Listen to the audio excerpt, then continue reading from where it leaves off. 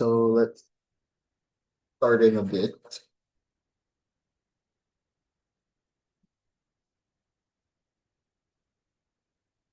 Siguro mga 7:35 na. It's 7. Good morning. I'll be teaching you social sciences for today. We've got sociology and psychology for today, and I am Prof. Lenny. So I got a PR of 99 sa NMAT and top 5 sa psychometrician board exams. So uh, big flex. But yeah, I went to med school for a year, but I realized it did not align with me. So I took up a master's in clinical psychology instead. And since we're talking about social sciences today and we'll be dealing with human thoughts and behaviors, uh, why not explore why you want to take the NMAT and why you want to go to med school? So, can we start at the back? Share why you want to take the NMAT and go to med school. Yeah. Ano po?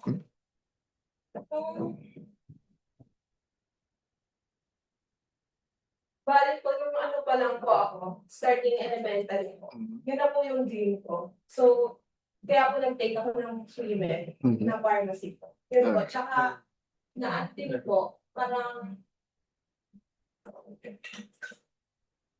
na-curious po ako sa ano, sa mga doctors. Yun po. Kasi, din ako dati, yung parang, kasakitin po kasi ako dati. So, parang, na-expose po talaga ako sa hospital. So, dati na po ako, yung parang, na-inspire po ako kapag nakakakita ko ako ng doctor. So, doon po nag-start. Okay, so childhood dream. Yes po. Okay. How about you? Actually, my first choice ko is feel ko maging electrical engineer. Pero after some time in high school, I realized na I want to talk about medicine. That's first choice ko na is to take ng rest ko, yes. Tapos nung internship ko, parang mas na-realize ko na more on patient care yung gusto ko yung approach sa buhay kaysa sa mga butika. Or how about you? Childhood dream ko po maging doctor. Yung mother ko kasi sakit ko siya. Chronic disease ko siya sa child. Yung lagi ako po yung kasama pag sa pag-check up siya or may operation ko magkako. Doon po nagkaroon ng interest na mag-take po ng medicine kasi third. Okay. How about you? I should same thing lang po. Bata pa ko na expose po ako sa mga situations na parang sa akin may nakita din po ako sa mga issues na nabul sa religion. So, mga pa talaga may since bata pa ako. Tsaka sa pamilya ko, pag pinang po kami na medicine. Actually, sa pamilya ko sa nanay at tatay, hindi sila medicine na to. So, for me, I think gusto ko rin at least yung karoon ng isang person na may protection sa doctor. Alright. So there are a lot of psychologists with the same background. Naging sakitin sila ng bata and then they grew up to be medical doctors as well. So we'll be exploring that in psych mamaya. And thank you guys for sharing. So it's nice to hear different perspectives. And I think this diversity in perspectives is what makes the social sciences very interesting to study talaga, because there are a lot of ways to fillet a fish, so to speak. And the fish is individuals and society as a whole. So we'll be getting into sociology for now. And for our first unit, we'll explore the sociological perspective. So, what is sociology? So, sociology is the systematic study of human society. So, the sociological perspective helps us to see general social patterns in the behavior of particular individuals.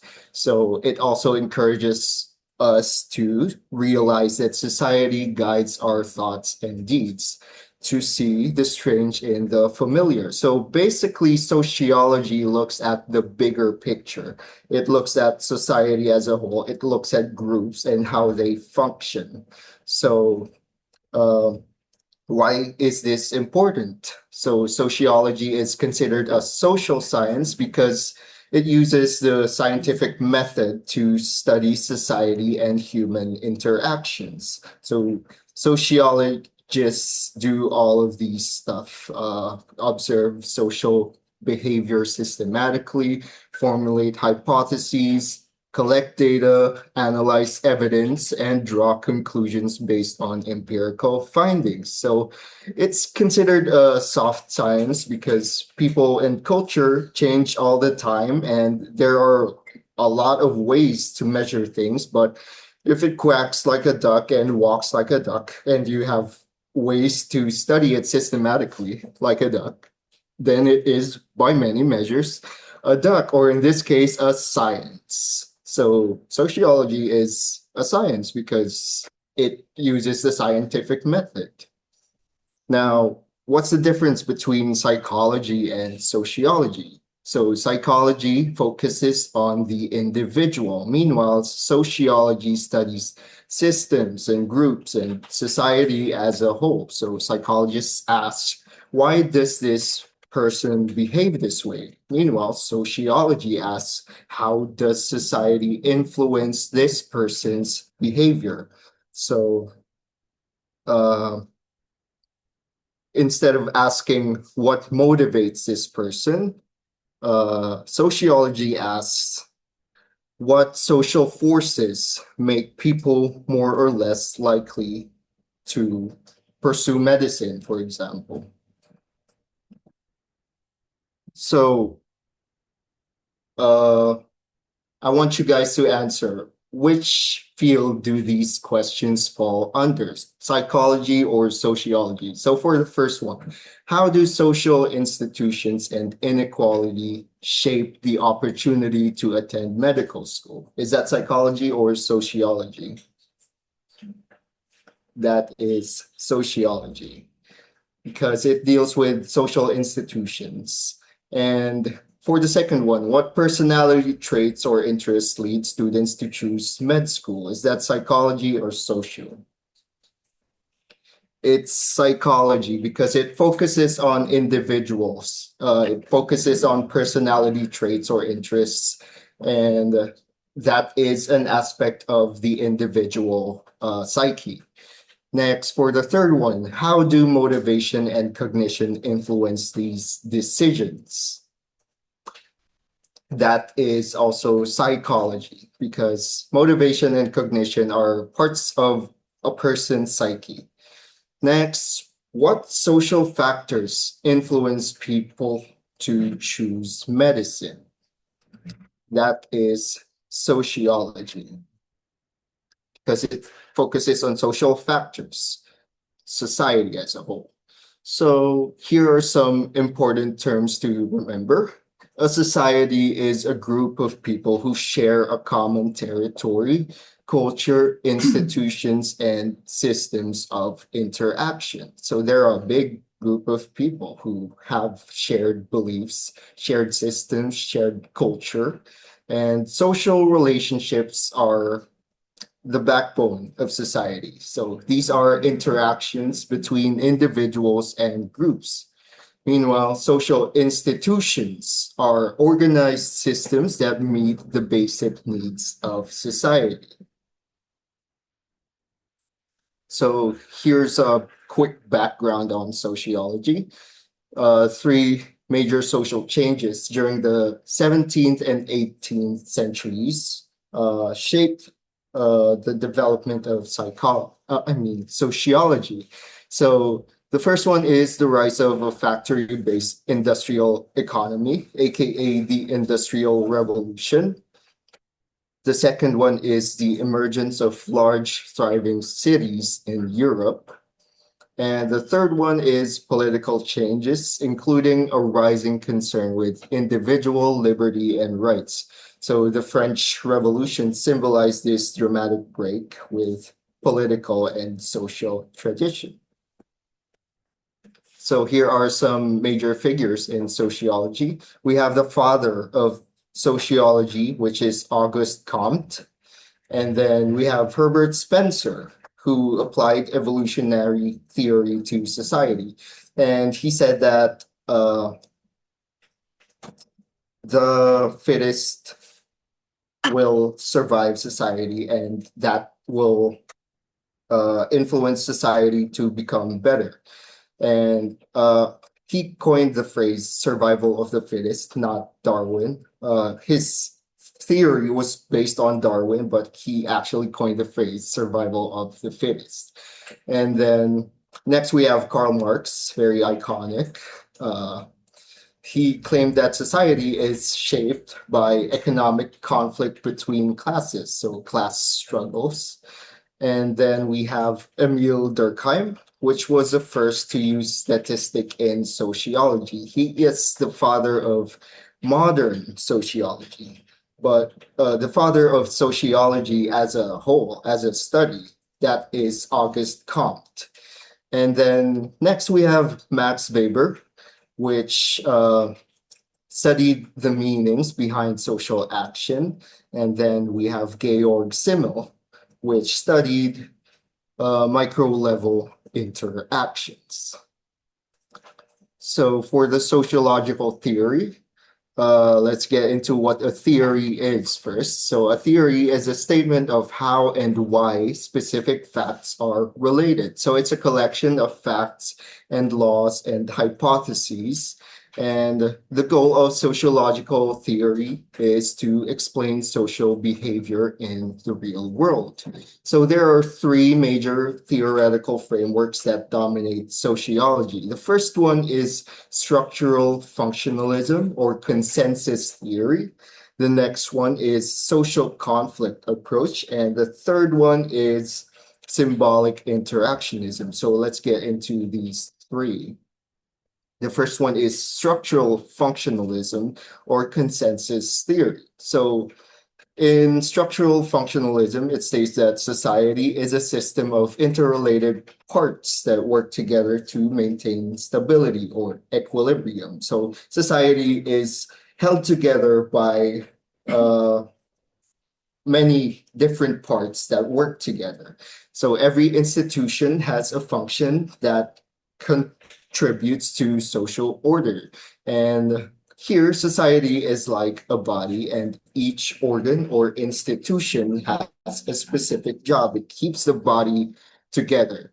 And that's why it's also called a consensus theory, because a consensus is something that's mutually agreed upon. And every institution, every part of society agrees to uphold society as a whole.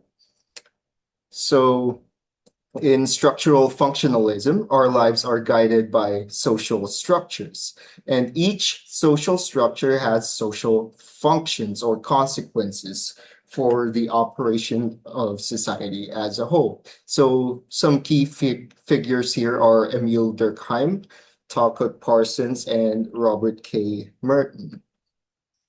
Next, we have conflict theory. So in conflict theory, society is characterized by conflict and inequality between groups competing for power and resources. And social order is maintained through coercion, not consensus. So it's kind of like the opposite of the first theory. So the first theory or consensus theory, everything works together to uphold society. Meanwhile, in conflict theory, it just means that society is shaped by conflicts, by things not working together. So most sociologists who favor the conflict approach attempt not only to understand society, but also to reduce social inequality. So most of the sociologists who subscribe to the conflict theory are actually activists or revolutionaries. For example, Karl Marx, he wanted to go against the status quo of capitalism, so he published the Communist Manifesto. So in conflict theory, the focus is on power and inequality and change. So change in society is brought about power imbalance or inequality. So here are some key figures: Karl Marx, Harriet Martineau, Jane Addams, and W.E.B. Du Bois. So these are all prominent activists and sociologists as well. So here are a couple of important terms from Karl Marx. First, we have the bourgeoisie. The bourgeoisie, or burgues in Tagalog, this is the ruling class. These are the owners of the means of production. So they don't have to work a day in their lives. They could just buy properties and sell them, and that's all they can do. They own the means of production. They are the rulers of society. So yung mga mayayaman, yung mga powerful, these are the bourgeoisie. And we have the proletariat, or the working class. So these do not own the means of production. They only ever work. They have to go day by day. They don't really own a lot of properties. They can own properties, but they don't own what they're working for. Okay, so they don't own the companies, they don't own the businesses. These are the working class. So social institutions, according to Marx, serve the interests of the ruling class. And of course, the proletariat, or the working class, they experience inequality in society. The third theory is symbolic interactionism. So in symbolic interactionism, society is constructed through everyday interactions and the meanings that people attach to symbols, gestures, and language. So according to symbolic interactionism, reality is socially created. So here are some key figures: George Herbert Mead, Charles Cooley, Irving Goffman, and Herbert Bloomer. So symbolic interactionism kind of teeters in the field of psychology, and it operates at the micro level. So it discusses face-to-face interactions and smaller groups of people rather than society as a whole. So kaya it operates on a micro level. So yung mga naunang theory, the first two theories, they operate at the macro level. So they discuss big groups in society. So the focus of symbolic interactionism is on shared meaning, symbols, language, and identity. Oops. It seems that the table is broken.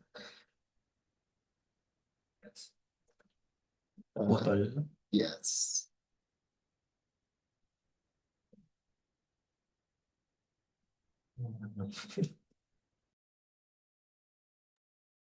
Sorry for the broken table, but here we have symbolic interactionism. It operates at the micro level. Okay, so learning check first. Um, the first one, which sociological theory views society as a system of interconnected parts working together to maintain stability? Is it A, conflict theory, B, symbolic interactionism, C, structural functionalism, or D, feminist theory? Okay, so yes, it's C.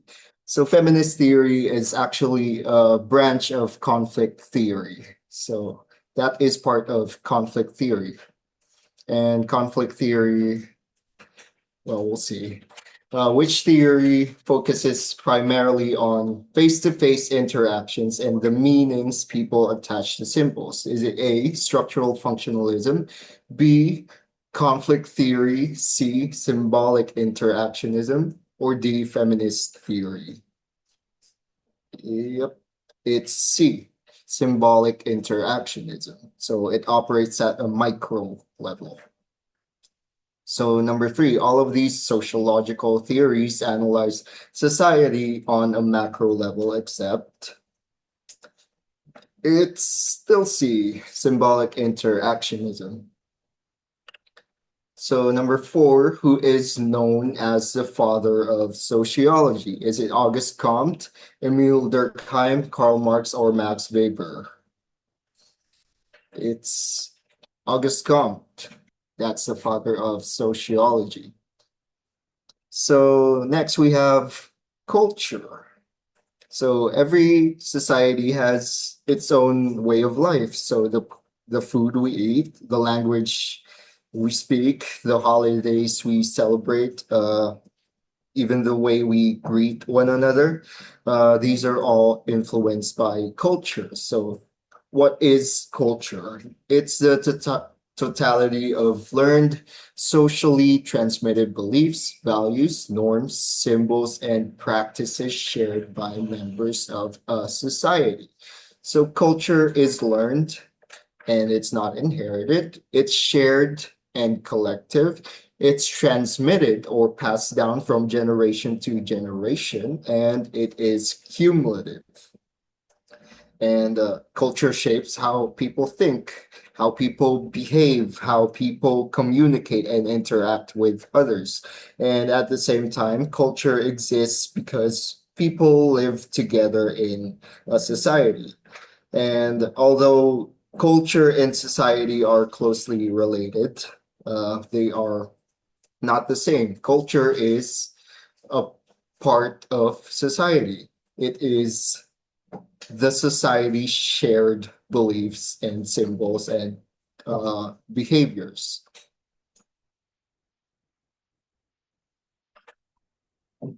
So here are the characteristics of culture, which was briefly discussed earlier. So culture is learned. So people are not born knowing their culture.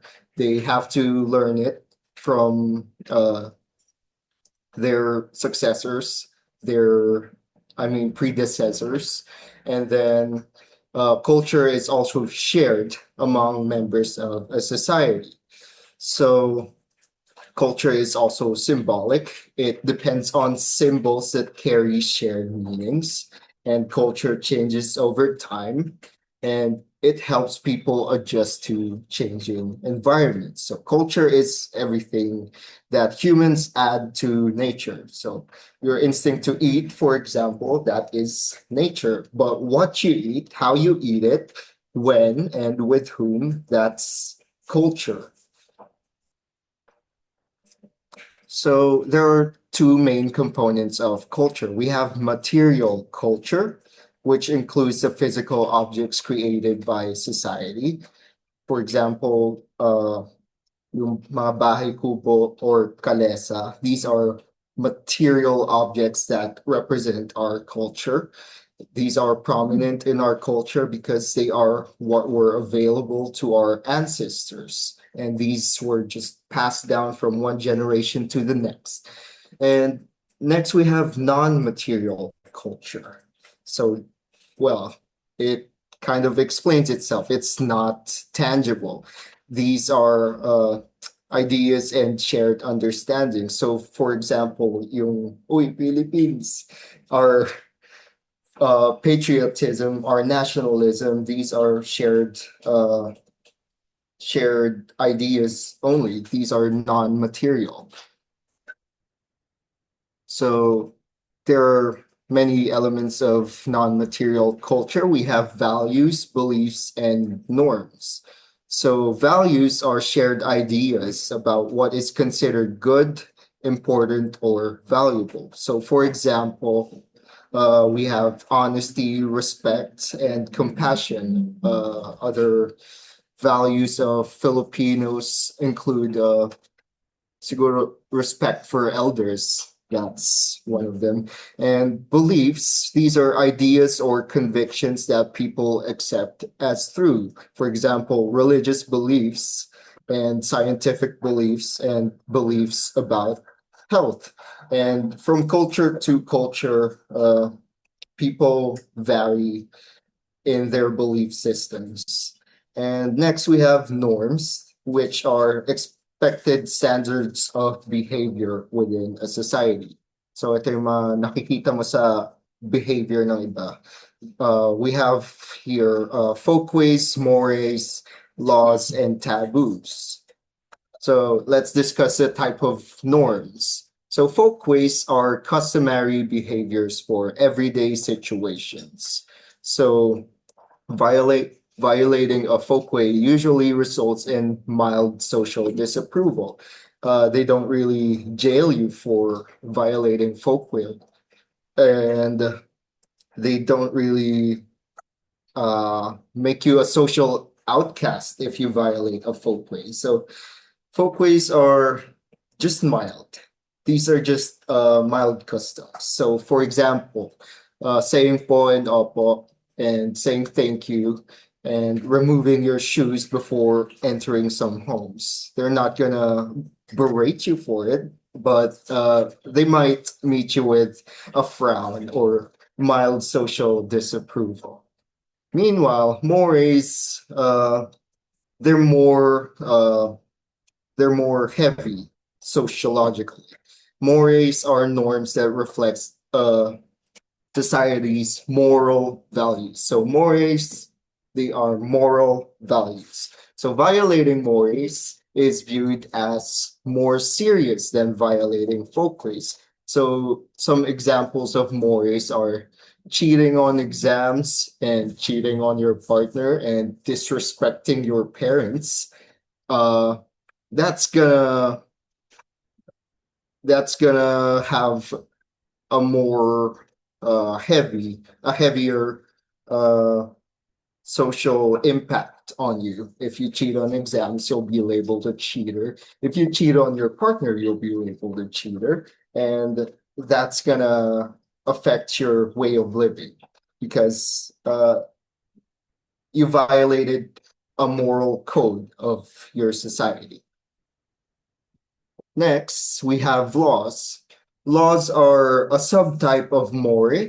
So laws are norms that have been formally established and enforced by the government. So violations may result in legal penalties. So for example, drug laws, criminal laws, and anti-corruption laws. Although realistically, anti-corruption laws don't really work on us. And next we have taboos. Ay, taboo pa rin. Okay. Taboos are heavier than mores. So taboos are behaviors considered extremely offensive or totally unacceptable. They often provoke strong negative reactions. So for example, cannibalismo, incest, and desecration of sacred objects. So these taboos sort of make you into a social pariah if you violate them. And next, okay, so, oops, sorry.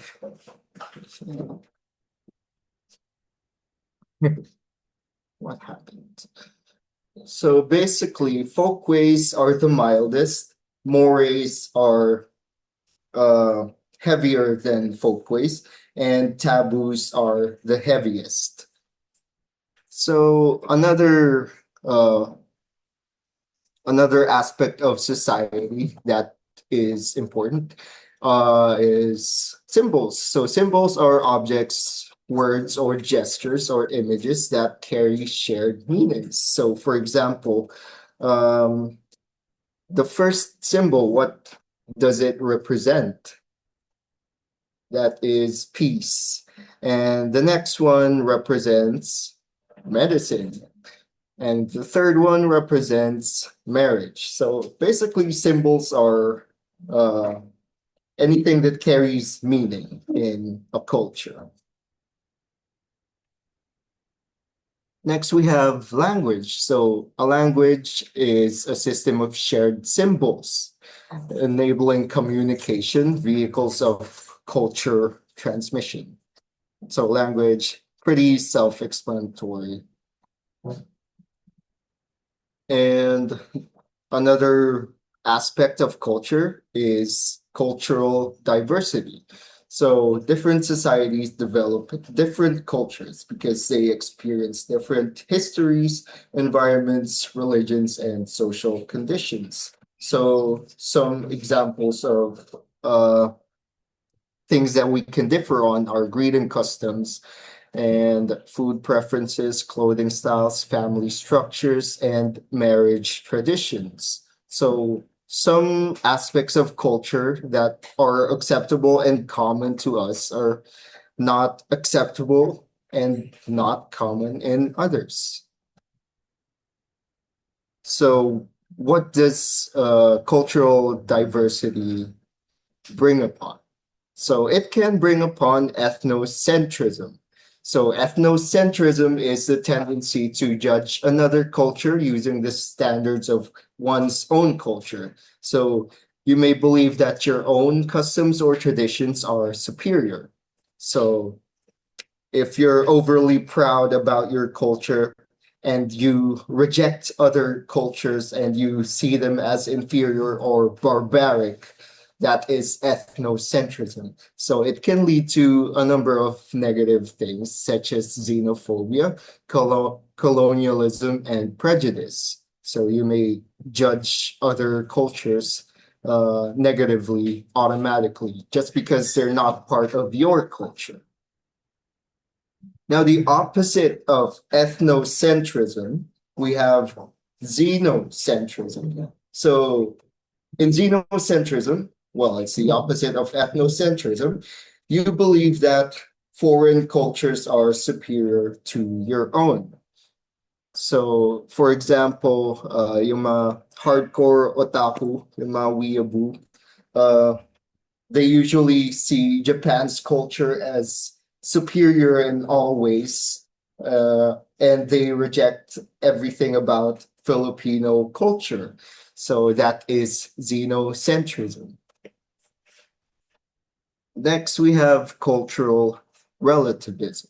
So cultural relativism is understanding another culture on its own terms without judgment, recognizing all cultures are equally valid in their own context. So it's basically respecting other people's cultures. That is cultural relativism.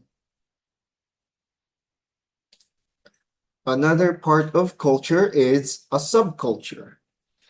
A subculture is a group within a larger society that shares distinctive values, interests, or behaviors while remaining part of the broader culture. So, for example, medical students have their own culture, and they're still part of a bigger culture, the Filipino culture, for example, but they are a subset of Filipinos. So Filipino medical students have their own subculture. They have their own traditions, their own language, their own norms, and some other examples of subcultures are gamers. They have their own languages, and young stunners. They have their own fashion sense. And another aspect of culture is the counterculture.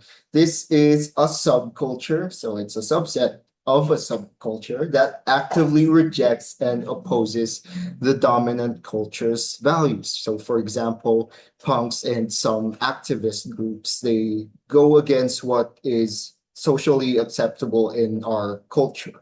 So, recap, subculture, it's a subset of culture, and they may act different, they may have different sets of language, different traditions, and different norms. And counterculture naman, they're more than just different. They're actually against what is socially acceptable and what is culturally dominant. So the culture changes from one generation to the next, right? So that's one aspect of culture. And parts of cultural change are cultural lag, wherein material culture or technology changes faster than non-material culture. So for example, ang material culture natin marami nang naka-phone, naka-tablet, marami nang may mobile devices.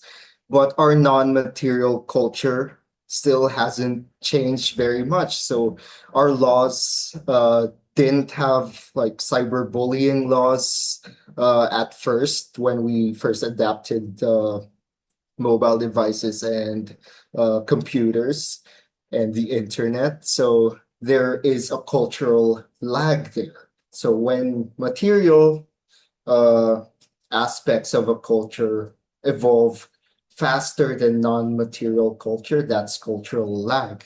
Next, we have cultural diffusion. So here, the spread of cultural elements of one society to another. So it's a sharing of cultures. Like, for example, we have a lot of different cuisines in many restaurants in the Philippines nowadays. That's because of cultural diffusion. We adopted the cultures of other societies, right? So next we have acculturation. Here, a minority culture adopts elements of a dominant culture through sustained contact. So for example, the dominant culture is the Tagalogs. So the non-dominant culture, for example, would be the Igorots. Okay, so if the Igorots start to speak the language of Tagalogs, they adopt certain aspects of the dominant culture, which is the Tagalogs. That is acculturation. They're learning to adopt aspects of the culture, the dominant culture. Next, we have assimilation. This is the complete adoption of the dominant culture. And here, the original identity is lost. So if acculturation continues without preserving the non-dominant culture, it can lead to assimilation. So for example, hypothetically, sa sinabi ko kanina, yung mga Igorot, maybe they adopt everything about the Tagalog culture. So much so that they don't teach their children Igorot culture anymore. That would be complete annihilation of the Igorot culture. So that is assimilation. It's a complete adoption of the dominant culture. Next, we have enculturation. This is the process of learning and internalizing one's own culture. So you learning about Filipino culture, that would be enculturation. So why is culture important in healthcare? So culture influences health beliefs, dietary practices, communication styles, and the acceptance of medical treatment. So for example, yung mga yung mga nasa Jehovah's Witness na religion, they don't accept other people's blood. So you can't provide them with blood donations. And dietary practices, of course, we have yung mga Muslims, mga INC, they have certain dietary restrictions that you can't give them. So healthcare professionals should provide culturally sensitive care by respecting patients' beliefs while promoting evidence-based practice. So you have to be sensitive about your patient's culture. So learning check. Number one, judging another culture using the standard of one's own culture is known as A, cultural diffusion, B, cultural relativism, C, ethnocentrism, or D, socialization. It is ethnocentrism. So you're thinking that your culture is above everyone else's. Number two, which of the following is an example of a folk way? A, paying taxes. B, saying thank you after receiving help. C, committing theft. Or D, violating a criminal law. So folkways, very mild. So saying thank you after receiving help, that's a folkway. So A, C, and D, what are these? These are laws which are a subset of mores.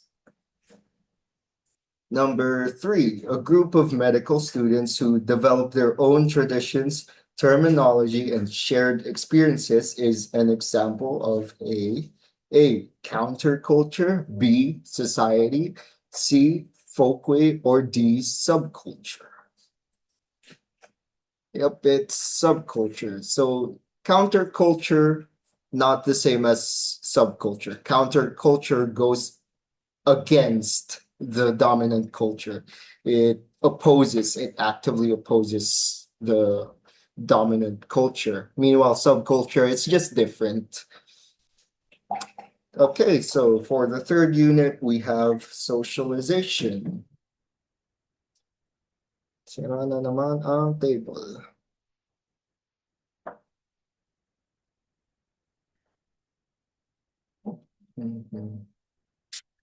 So there are two main types of socialization. The first one is primary socialization. So primary socialization occurs in early childhood, and it's mainly gotten through family. And this involves the acquisition of basic language, identity, and norms. So primary socialization, ito yung closest to your identity. And next we have secondary socialization. So it occurs later through schools, peers, media, and work. And here you learn roles in specific institutions, such as the institution of education or the institution of healthcare.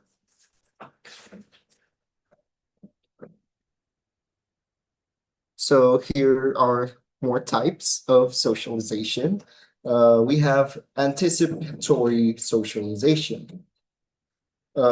Anticipatory socialization is preparing for a role before actually taking it. So for example, for medical students, they might play doctor mentally before graduating, or they read cases, or they just study to prepare for their future roles. This is anticipatory socialization.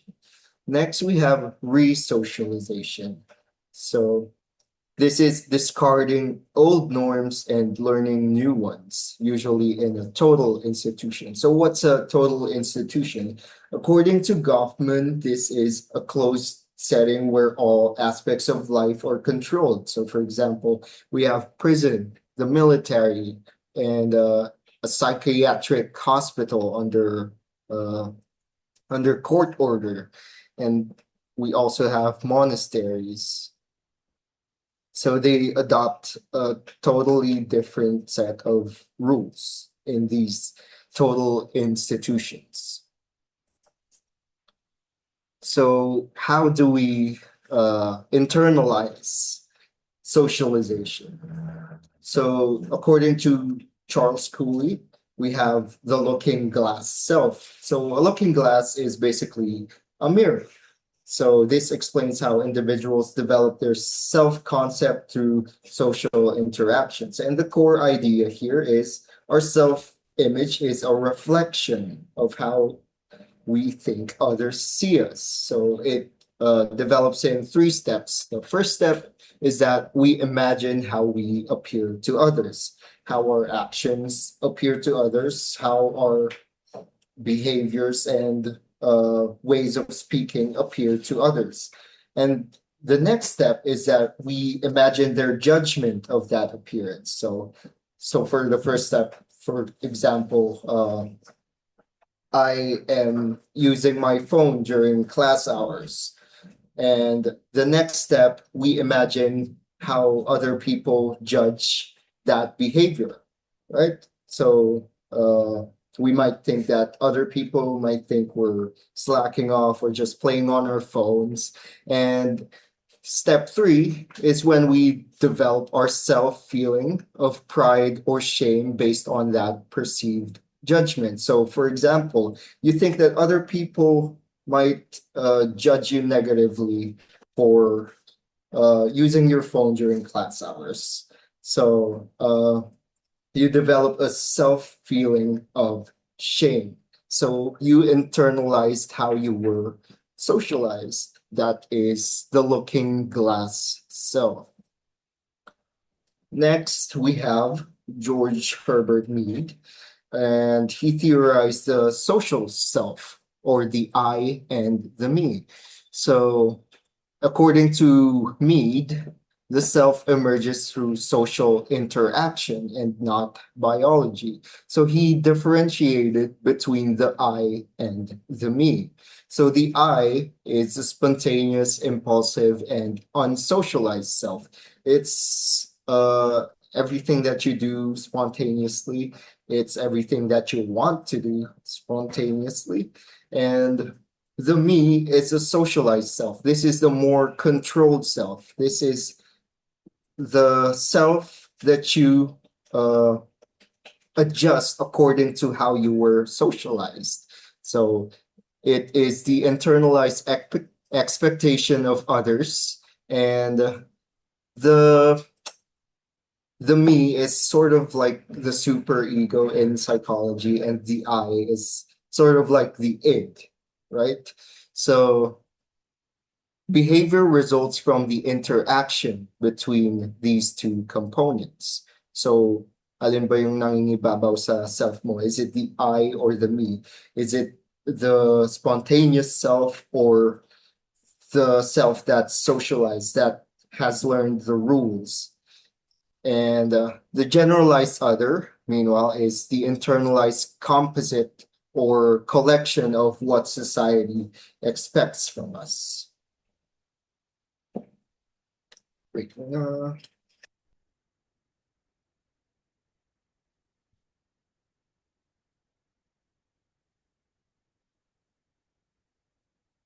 okay. So next we have social groups and organizations. So what is a social group? A social group is 2 or more people who interact regularly, share a sense of belonging, and influence one another. So simply being in the same place does not automatically make people a social group. So for example, kayo, if you don't interact, if you're just in the same place, you're not actually a social group. You only become a social group if you guys interact regularly and you begin to influence each other. So a social group usually has the following characteristics. You have 2 or more members, you have regular interactions, then you have shared identity, common interests or goals, mutual influence, and established expectations or norms. So there are two types of social groups. We have primary groups, which are small, close-knit groups characterized by long-term personal relationships.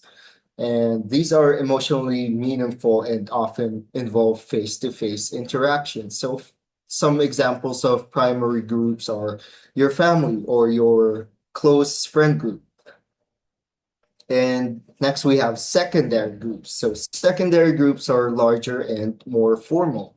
And these are organized around specific goals or activities. And the relationships here tend to be temporary and less personal. So some examples of social groups are yung classmates nyo nung college. And so secondary groups are less close than primary groups. Next, we have in-groups and out-groups. So in-groups, these are a group to which a person belongs and with which they identify. So if you feel like you're in the group, if you feel like you're a member who has influence in the group, who shares the same beliefs and values and behaviors with the group, then you are in the in-group. Meanwhile, the out-group is, well, outside the group. So it's a group to which a person does not belong. So if you feel like you belong somewhere, that's your in-group. If you identify yourself as a Pokemon fan or a runner, that's your in-group. Meanwhile, out-group is the normies, the people who don't play Pokemon or the people who don't run. That's your out-group. So we have reference groups next. A reference group is a group that influences a person's attitudes, values, aspirations, or behavior.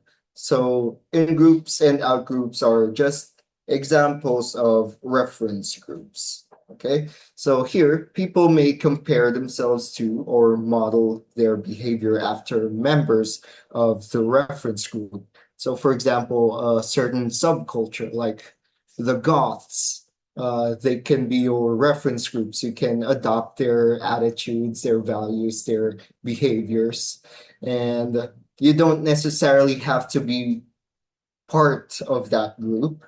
As long as they influence you, they are your reference group. So a person does not need to belong to the reference group for it to influence them.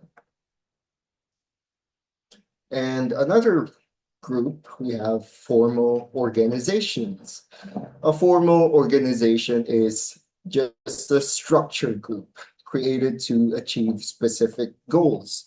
And these organizations have defined roles, rules, leadership, hierarchy, and division of labor.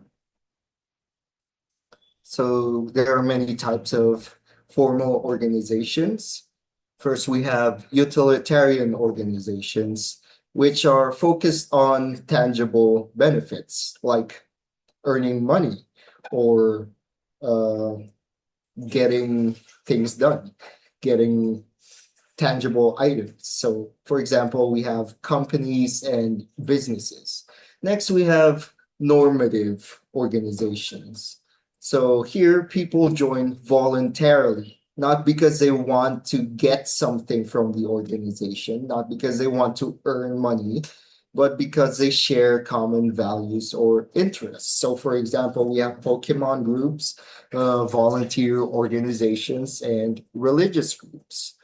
Next, we have coercive organizations. So coercive organizations are involuntary. So you didn't want to be part of that group. You were just obligated to be part of it. So for examples, we have prisons and some psychiatric institutions under court order. Next, we have a higher level of organization. So an organization, a formal organization is just a structured group, and a bureaucracy is just a more efficient, so to speak, organization. So German sociologist Max Weber described bureaucracy as an efficient form of organization used to manage large institutions. So large companies uh, and government institutions, they usually have bureaucracy as an organization. So what are the characteristics of an organization such as bureaucracy? We have a division of labor. So certain groups, certain individuals have certain roles. Next, we have a hierarchy of authority. So we have sort of a pecking order in a bureaucracy. Next, we have written rules. So it's not just norms, it's not just vibes. They actually have sort of laws and bylaws. They have written rules to manage their organization. And they have merit-based advancement. So people are promoted based on their ability, not because they inherited the role. Well, ideally, that's what happens, but in reality, well, we don't know. And next we have impersonality. So it's more of a formal social group. Okay, before we get to study social institutions, let's just have a quick break. Siguro 10 minutes. Yeah, so let's continue. Next, we have social institutions. So what is a social institution? So a social institution is an organized system of social relationships that embodies common values and procedures and meets basic social needs. So uh, unlike an organization, a social institution is not a single building or group of people. It is a system made up of many organizations, rules, and practices. So a social institution is basically the software that makes society run. So social institutions provide for patterned relationships. So here are some characteristics of a social institution. It's established over time. It's shared by members of society. It's organized around important social needs. It's guided by norms and values, and they consist of defined roles and statuses. An institution is relatively stable but capable of change, and it can influence individual and group behavior. So most sociologists identify 6 major social institutions: family, education, economy, government, religion, and healthcare. So each of these institutions performs specific functions while interacting with the others. So they don't exist in a vacuum. They actually interact quite a lot. So the first institution that we will explore is family. So this is the first and most fundamental social institution. It's the one that you're exposed to at birth. So it is where individuals begin learning language, values, customs, and appropriate behavior. So ito yung pinaka first exposure mo sa socialization and sa culture. We have different types of families. We have the nuclear family, which consists of usually the parents and their children. So this is an example of a nuclear family. And blended family or step family. They're uh, consisted of a parent with children from other parents and another parent usually, and they can have another offspring. And we have the single parent family, which, well, we have a parent and children or a child, and we have the blended family. So that includes grandparents, aunts, uncles, and cousins. The next institution is education. So education is the institution responsible for transmitting knowledge, skills, values, and culture. Next, we have economy. So economy is the institution responsible for producing, distributing, and consuming goods and services. Next, we have the government. The government is the institution responsible for creating and enforcing laws, maintaining order, and protecting citizens. So there are different types of government. We have democracy, where the political power belongs to the people. Next, we have republic, where the citizens elect representatives to govern on their behalf. So these are not mutually exclusive. So, for example, in the Philippines, we have a democratic republic. So the political power belongs to the people because we can vote, we can transform social change, and we're also a republic because our leaders, the leaders that we vote in office, they get to make the decisions that affect our society. So we're a democratic republic. Next, we have monarchy. A monarchy is headed by a king, queen, emperor, or other hereditary ruler. So, ang pasahan dito is hereditary or by birthright. So we have two types of monarchy. We have absolute monarchy, in which the monarch holds most or all political power. So, for example, Saudi Arabia, that's an absolute monarchy. Next, we have the constitutional monarchy, in which the monarch serves mainly as a figurehead, a ceremonial head of state, while elected officials govern. So, wala talaga sa kanila yung political power. Wala sa king or queen yung political power. It's most likely a prime minister who's governing the state. Meanwhile, the king or queen or emperor, sila lang yung basically mask or figurehead ng state. And an example of this is the UK.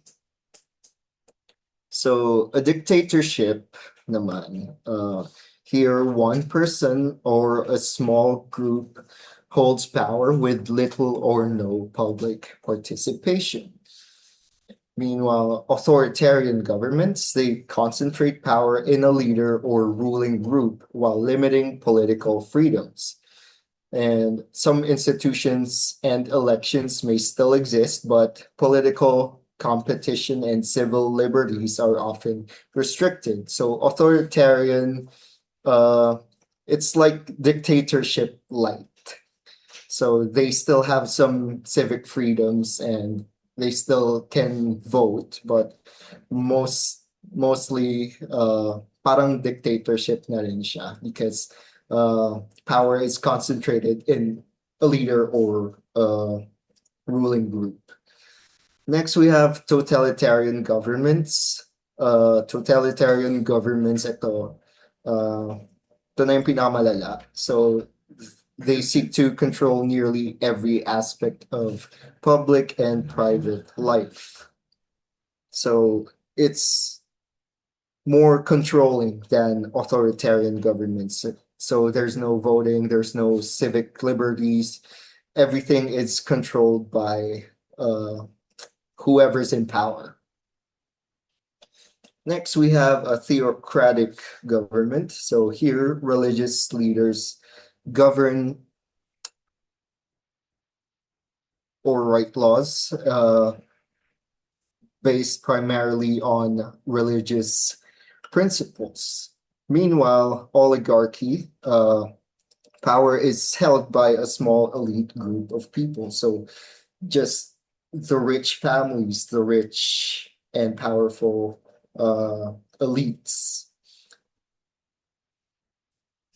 The next institution that influences society is religion. So this social institution provides shared beliefs, morals, guidance, and spiritual support. So different societies practice different religions, but religion often contributes to social cohesion. So most of the time, religion seeks to hold people together by having shared beliefs. Next, we have healthcare. This is the institution responsible for promoting health, preventing disease, and treating illness. So learn check. Which social institution is primarily responsible for transmitting culture, values, and knowledge from one generation to the next through formal instruction? Is it A, family, B, economy, C, education, or D, religion? It's C, education. The keyword here, formal instruction. So transferring culture, values, and knowledge, kung yun lang yung nandyan, tapos primary, family yun. But it includes formal instruction. So it's education. Number 2, a country has a king who serves mainly as a ceremonial head of state, while elected officials make and enforce laws. This country has A, absolute monarchy, B, constitutional monarchy, C, dictatorship, or D, oligarchy. So it's B. Again, so they have a king, which is just the figurehead of the state. They're just the face of the state, but the one who actually makes laws and enforces them, yung mga elected official or prime minister. So this is a constitutional monarchy. Meanwhile, sa absolute monarchy, the kings and queens actually are the ones who make and enforce the laws. Number 3, in which form of government is political power concentrated in the hands of a small group of wealthy or influential individuals? A, oligarchy, B, republic, C, democracy, or D, theocracy?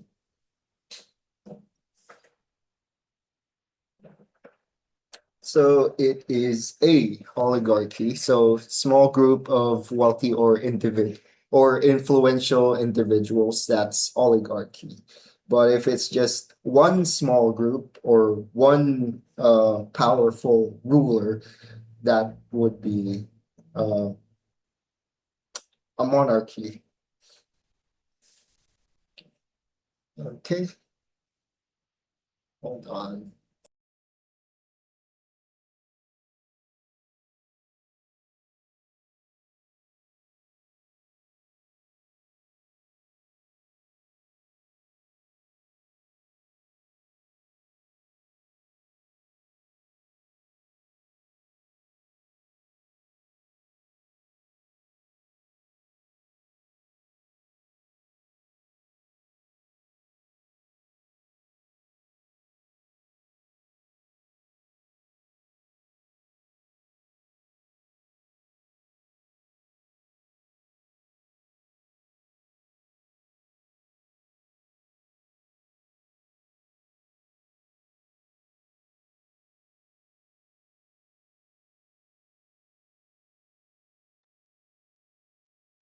Okie.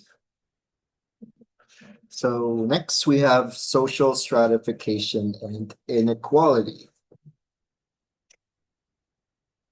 So what is social stratification? So it's the hierarchical arrangement of individuals or groups based on factors such as wealth, power, prestige, education, or occupation. So stratification, from the word stratum or strata, these are layers, and people are placed on each of these social layers, and each layer has varying levels of privilege and opportunity. So what is social inequality then? Social inequality is sort of a result of social stratification. So this is an unequal distribution of resources, opportunities, rights, and privileges among individuals or groups. So there are different systems of social stratification or dividing people according to layers, according to rank or hierarchies. The first one is slavery. So this is the most rigid form of stratification. Here, people are treated as property and not actual people, and they have little or no personal freedom. So some key characteristics of slavery is that it's involuntary, and people who are enslaved have no legal rights. They have no form of social mobility. They have no way to become a non-slave. So that's for slavery. Next, we have the caste system. So here, it's less rigid than slavery, but it's still pretty rigid.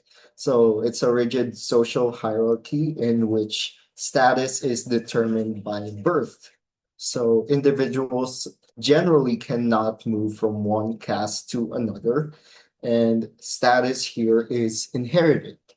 And marriage usually occurs within the same caste. So kung mababang caste ka, you can't marry someone from an upper caste. It's forbidden. And usually may mga arranged marriage sa caste system.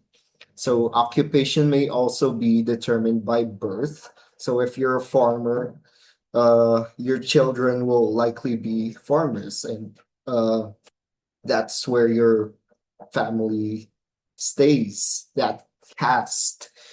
Okay, so social mobility is extremely limited. So very rare cases, mag-move ka from one caste to another. Next, we have the estate system. So here, society was divided into groups based largely on land ownership and inherited status. So it's like a caste system, but with an extra layer of land ownership rules. So, for examples, yung nobility, clergy, and commoners. This was prominent in medieval Europe. So may mga lords and ladies, yan yung estate system. Next, we have the class system. So this is the most common form of stratification in modern societies.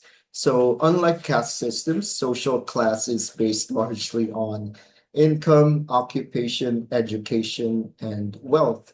And here, individuals may experience social mobility. So pwede kang mag-shift from one job to another, and you can accumulate wealth. Kasi possible na yung rags to riches, and you can move up a class. You can move from the working class to the ruling class. You can work yourself up, ideally.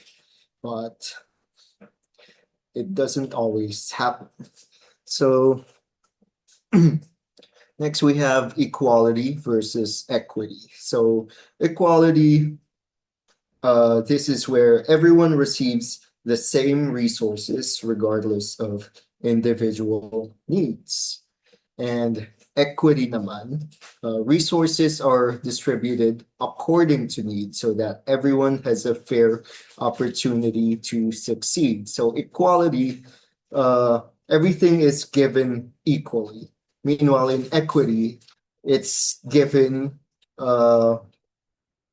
according to your needs. So if you have less than this person, then you are given more so that ideally you guys have equal opportunities. So hindi equal yung binibigay sa inyo, but you are made equal because those who have less are given more, and those who have more are given less resources. So learning check. Number one, which system of social stratification determines a person's status primarily by birth and allows little or no social mobility? A, class system. B, estate system. C, caste system. Or D, merit system. Primarily by birth, allows little or no social mobility. So this is caste system. So remember, estate system, you can have some social mobility there, and a person's status is governed by birth and also land ownership. And sa class system naman, there is a lot of social mobility. There's more freedom there. Meanwhile, caste systems very rigid.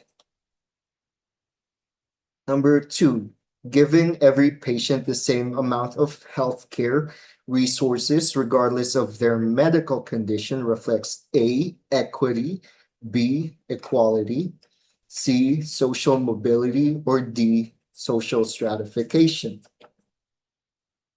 So everyone is given the same amount of healthcare resources. This is equality. So number three, which statement best reflects the concept of equity? A, every patient receives the same medication regardless of diagnosis. B, every student receives identical learning materials despite different needs. C, additional learning support is provided to students with disabilities. Or D, everyone receives the same amount of financial assistance. So which one is equity? It's letter C. So equity is giving resources according to your needs. Meanwhile, equality, everyone is given the same amount of resources. So A, B, and D are equality. Meanwhile, C, that's equity. All right, that's for sociology. Next, we have